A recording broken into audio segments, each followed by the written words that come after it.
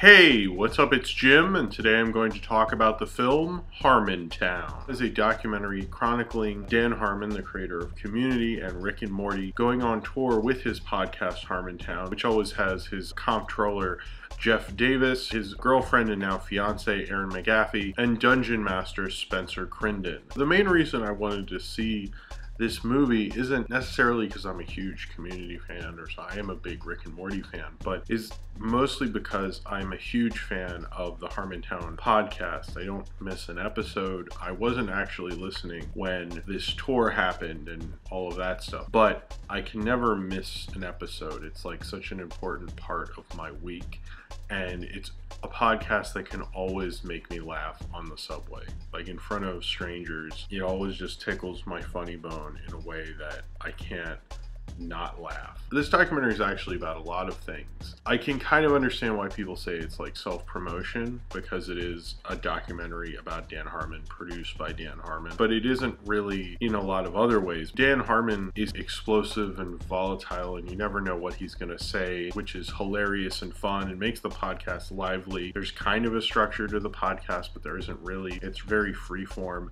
and that's the fun of the show. Sometimes that can be the plus of the show, sometimes that can be kind of a fault of the show. There were certain times where it wasn't great for him personally. He had just gotten fired from Community right before this tour, so he wanted to go take his podcast on tour and make a documentary about it as well, which I guess is similar to what happened with Conan, which is a movie I didn't see. But it also shows this community, they're called Harmenians, and the welcoming atmosphere of the podcast, especially towards its fans, and they can hear their stories and open their hearts up, and you actually get to know this random person from the crowd. And even Spencer Crinden, who is the current and always has been Dungeon Master on Harmontown, was plucked from the audience and made into a star through Dan Harmon. He was actually in an episode of Community. He played Annie's brother. This film kind of shows the connection and how oddly an emotional connection to this podcast, because you kind of go through a lot. And I talk about a lot of connections people have to characters through movies and creators, and once you have that connection, you really have people. I feel like with Harmontown, you get that through the podcast, in which case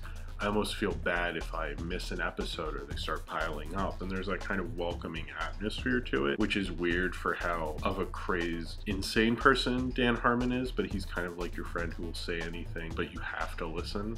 And I kind of love where he takes it, and some of the places he takes it are really great, and it was fun seeing a movie about this. I've never actually seen Harmontown live. I've actually thought if they go on tour again, I'd like to see it live, or if I'm ever in Los Angeles on the day that they're recording. That would probably be more cool, to be honest, but I've never been to Los Angeles. One of the reasons I laugh on the subway at it is because I feel welcome to it. I kind of grew up in comic book stores and around kind of like that basement nerd culture. I feel like nerd culture now is just, you like Superman and Star Wars and stuff, and this kind of reminds me of the nerd culture where you'd be playing Dungeons and Dragons, but you'd be talking about comedy, you'd be talking about movies, you'd be talking about music, you'd be talking about all sorts of things. I feel that more in Harmontown. I don't know, it kind of welcomes me in that way, and I do feel kind of safer when I'm listening to it. This film, in some places, it does feel like a regular documentary, especially the way it's scored. It has regular, like, kind of cutesy indie documentary score thing, which I don't really love. That felt a little too typical. I did like how it switches from Spencer Crinden, who is the Dungeon Master. You really get to see how he's gone from being plucked from obscurity to going on this tour to being a fan favorite. Dan Harmon even says he's kind of like the hero of the piece, and you see the wear and tear it does on his now fiance Erin McGaffey, but you also get to see Dan Harmon, warts and all. I imagine more people have actually listened to the podcast than see them live. It's a different experience. Something that at first I was like, oh, am I gonna like this as much? There's probably some episodes I've liked more than this movie. It wasn't as jarring as I thought it would be at the beginning, but these are different formats, certainly. And so you could imagine it might not work, but I thought it actually does work really well. I have a connection to Harmontown, and so I don't know if you weren't as into it, or Dan Harmon, whether you would be into this documentary. It feels like it's kind of made so you understand how this all came together. So if you've never heard the podcast, you could get into it, but I don't know why, for first off, anyone would. That sounds kind of bizarre to me. I do think if this was on Netflix or something, maybe people would check it out. If you're into the Harmontown podcast, I think it was a really interesting documentary. Like, I never knew what Jeff Davis looked like. I really didn't know what Aaron McGaffey or Spencer looked like, what at Meltdown Comics actually looks like in the comic book store. But the documentary gets what makes the podcast special and what makes Dan Harmon such a big figure and a hilarious figure and unpredictable. What's good about that and what's bad about that, and how that all wraps together within his friends and this podcast and this following. One of my major actual complaints is that one of the stars of the podcast is Kumail Nanjiani, who's not in the movie at all. I thought, well, I knew he didn't go on tour, but maybe he'll be a talking head in the movie. Unless he was there very quickly, he really wasn't. You know, I felt like it was a little odd that Ben Stiller has more camera time in the Harmontown movie than Kumail Nanjiani, when I've listened to so many episodes with him and he's such a fixture. He's always been really hilarious. He's like an essential part of it to me. It also goes through Dan Harmon's career, about Heat Vision and Jack and Community and the Sarah Silverman Show, and it kind of bounces around from that to what's going on now, and him writing about his pilots, which he describes them in a recent Harmontown podcast, what those pilots for CBS and Fox were. There's no mention of Rick and Morty. With a lot of fandoms, and a lot of the fandoms I've been into since I was a kid, which was things like comic books and especially Mystery Science Theater, it's this sense of belonging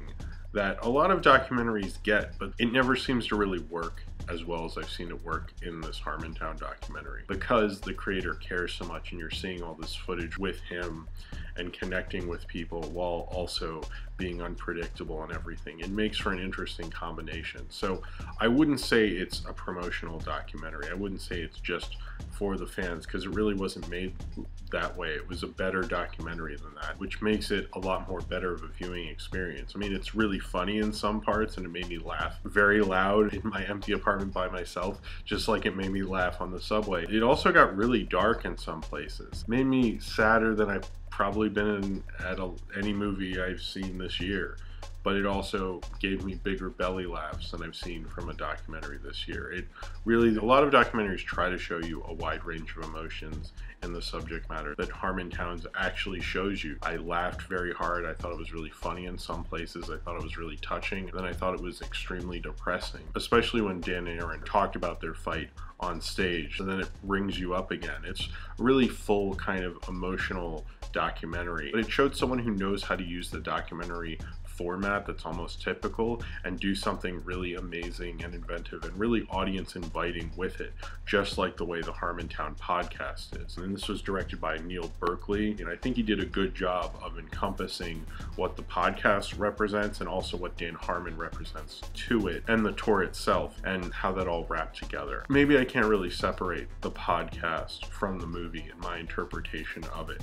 But for me, as someone who is a loyal listener of Harmontown, I thought it was a really almost can't miss documentary. For the rest of you, you know, it's almost like a secret club listening to it, and people kind of look at you funny, like you listen to that every week and you laugh on the subway. I've never really felt bad or self-conscious for laughing on the subway at Harmontown, and I don't think I'm going to stop now. So just like that, I'm not going to stop liking these things. As long as they're as good as the Harmontown podcast and documentary have been, I don't think I need to really stop my love of them, and this documentary just continues on with that. So if you have seen Harmontown and you would like to talk about it, then comment below in the comments and subscribe if you would like to.